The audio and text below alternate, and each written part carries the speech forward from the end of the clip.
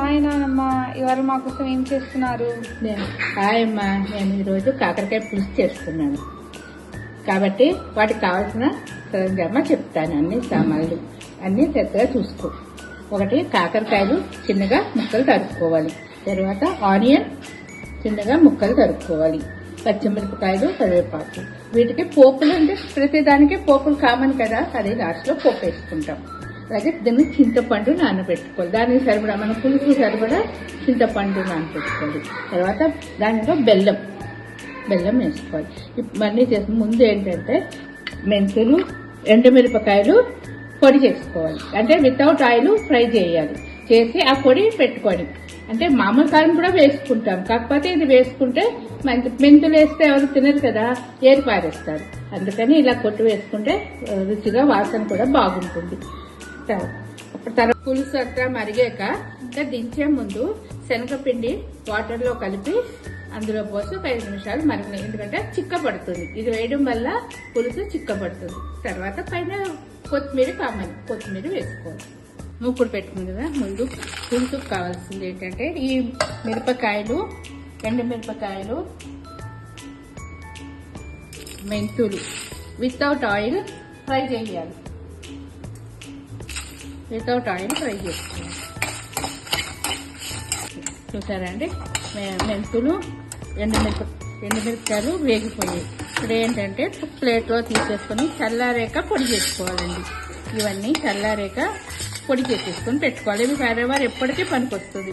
ఒక దీంట్లో కాదు, మీరు ఏ పప్పు వండుకున్నా, పులుసు వండుకున్నా, కూర చేసినా ఎందులోకైనా పనికొస్తుంది. పులుపు పడ్డ ఏదైనా బాగుంటుంది ఈ పొడి వేస్తే. అలా వేడి ఉంది కదండి, ఆ వేడి మీదే ఒక 2-3 టేబుల్ స్పూన్లు ఆయిల్ వేసుకోవాలి. ఆయిల్ కొద్దిగా వేడెక్కాక కాకరకాయ ముక్కలు కలుపుకున్నారు కదా, ఈ ముక్కలు వేసుకోవాలి. నేనంటే మీకు చెప్పడానికి మేము ముందుగానే తరిగి పెట్టేసుకున్నాను.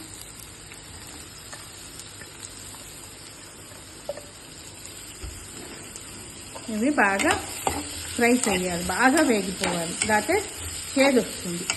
మీరు ఇంకా చిన్న ముక్కలు తరుక్కోవాలండి. ఇంకా చిన్న ముక్కలు తరుక్కుంటే తొందరగా వేగుతాయి, పెద్దగా అయితే లేట్ అవుతుంది. అది మధ్యలో కలుపుతూ ఉండాలండి, లేకపోతే మాడిపోతాయి కదా. కలుపుతూ ఉంటే ఎర్రగా వేగుతాయి. వేగాలండి. ఇంకా ఇవ్వండి, కాకరకాయ వేగిపోయింది. మీకేంటంటే చిన్న ముక్కలు తరుక్కోవాలనుకోండి, తొందరగా వేగుతాయి. కొంచెం పెద్ద ముక్కలు తరగడంతో కొంచెం లేట్ అయింది. ఇవి ఒక బౌల్లోకి తీసేసుకోవాలి. ఇప్పుడు మళ్ళీ పెద్దగా ఆయిల్ వేసుకోవాలండి. ఆయిల్ వేసుకొని, మీకు ఇందాక వంకాయ చెప్పడం మర్చిపోయాను, వంకాయ వేయించుకోవాలి. మీరు ఎక్కువ కూడా వేసుకోవచ్చు, తక్కువ వేసుకోవచ్చు. వంకాయ వేయించుకోవాలి. కొంచెం వేగాక ఇది కూడా తీసేసి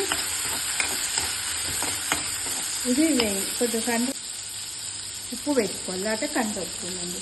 అందులో తగ్గించుకోవచ్చు ఇందులో వేసుకుంటే. పసుపు, ఇది కూడా బాగా వేయించుకోవాలి. ఇందులో సరిపడా మనం చింతపండు పులుసు పోసుకోవాలి. చింతపండు పిసికి ఆ నీళ్లు పోసి మనకి ఎంత కావాలో అంత మరగబెట్టుకోవాలనుకున్న దాంట్లో చింతపండు పులుసు వేసి ఇందులో పులుసు రెడీ చేసి పెట్టుకుందాం. కాయ ముక్కలు వేగిపోయాయి. ఇవి కూడా రెడీ చేసి పెట్టుకున్న చింతపండు వాటర్లో కాకరకాయ ముక్కలు వేసేయాలి. దీంట్లో పోపు వేసుకోవాలి. పోపు అంటే శనగపప్పు, మినప్పప్పు, ఆవాలు, జీలకర్ర. ఏదైనా పోపు ఇలా కామన్ కదండి. పోపు కొంచెం వేగాక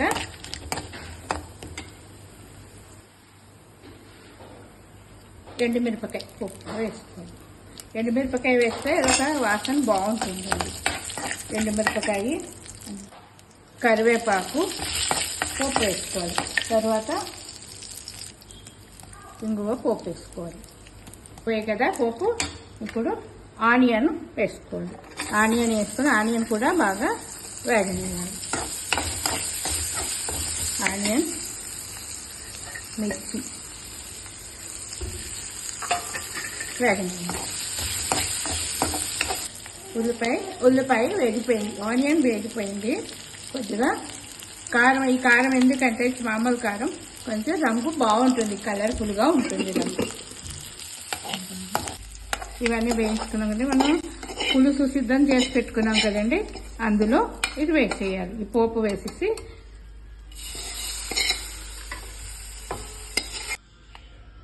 సరిపడా ఉప్పు వేయాలండి. దానికి సరిపడా ఉప్పు వేసుకోవాలి. ఇప్పుడు 2 మిరపకాయలు మెంతులు చెప్పాను కదండి పొడి, ఆ పొడి 1 టీ స్పూన్ వేసుకోవాలి. 1 టీ స్పూన్ పొడి వేసుకుంటే సరిపోతుంది. మరగనివ్వాలండి, బాగా మరగాలి. మరి బాగా మరిగేటప్పుడు మనం మళ్ళా కావాల్సినవి ఎలా చేయాలో చెప్తాను. శనగపిండి వాటర్లో కలుపుకోవాలండి. శనగపిండిని కొంచెం వాటర్ పోసుకొని వాటర్లో పేస్ట్ లాగా కలుపుకోవాలి. కొంచెం జాగ పేస్ట్ అంటే మరి గట్టికి కాదు, అది కాకుండా ఉండలు లేకుండా కలుపుకోవాలి. వాటర్ కలుపుకున్నా ఇట్లా పోస్తూ కలుపుతూ ఉండాలండి, కలుపుతూ పోయాలి. పోస్తే మీకు ఉండలు లేకుండా వస్తుంది, లేకపోతే ఉండలు వచ్చేస్తుందండి.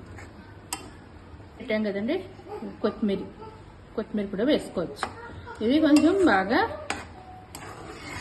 మరి ఇందాక పోపులో వేసాం పచ్చిమిరపకాయలు, ఇలా పచ్చి వేస్తే వాసన చాలా బాగుంటుంది, పులుసు వాసన.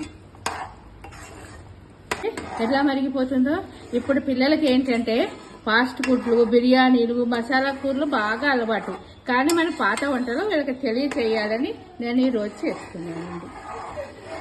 ఇదిగోండి అయిపోయింది కదండి. ఇంకా పూర్తిగా పులుసు, కాకరకాయ పులుసు అయితే అయిపోయిందండి. మీరు చివరి వరకు చూసి సబ్స్క్రైబ్ చేసుకోండి, లైక్ చేయండి ప్లీజ్. Thank you.